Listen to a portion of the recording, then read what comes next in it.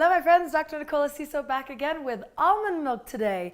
Super easy, a little more challenging than hemp milk because you need to soak the almonds. The reason why we soak nuts is because nuts have an anti-inhibitor in them. There's an enzyme that doesn't allow anything in nature to break them down or themselves until they soak up water. So for example, almonds can sit on your shelf for a few years, no problem, right? But it's only when you plant it in the ground, it soaks up that water that all of a sudden you get a sprout and you get a tree.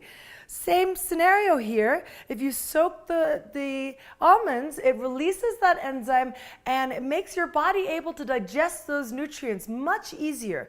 So you soak it, it's gonna get a little murky like that. That's totally okay. You just rinse it out. So pour out that water, rinse it a little bit. By the way, you soak for about 6 to 8 hours. What I usually do is just take a handful of almonds the night before I want to make milk, throw them in a cup like this with some pure water. The next morning, I'm ready to make milk, and you'll see how quickly it goes. You can also, at this point, pop the skins off really quickly, which is really fun for your kids to do. They literally pop right off. It's really fun. So you can see that there. Very simple. The reason I do this, your milk will actually last longer if you do so, but it's absolutely not essential. So I take these almonds. It's about half a cup there, and I like to add cinnamon. I always add cinnamon to my milk because, of course, as you now know, it helps regulate your blood sugars, and very important. So about half a teaspoon to a full teaspoon of cinnamon.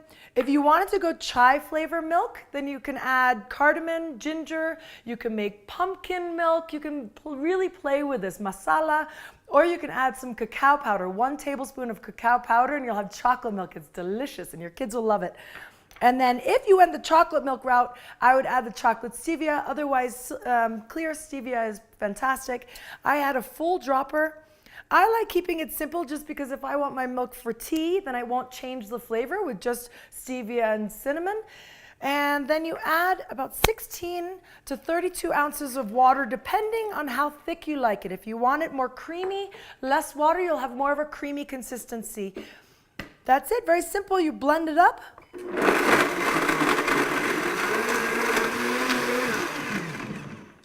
All right, and then the second step that's a little more cumbersome than hemp milk is that you need either a cheesecloth or a nut milk bag. Nut milk bags are a lot easier because the holes are a little smaller, so it does a better job of straining. But for today, we have a nut milk bag. You just take it, put it into your pitcher like that, very simple, and then pour the milk in. This part is super fun for your kids. Pour it in there, and then you get to milk it like you're milking a cow. It's so fun. So as you can see here, you would then take it and let it strain a little bit. It can get a little messy, but that's the fun part.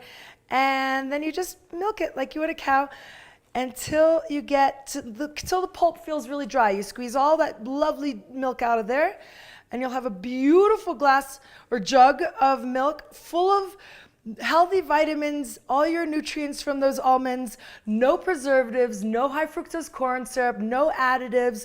This will last you for at least 4 days. And you have delicious, healthy milk. And then with this leftover almond pulp, you can make cookies, kind of similar like how I showed you to make those ginger cookies. You can make almond cookies.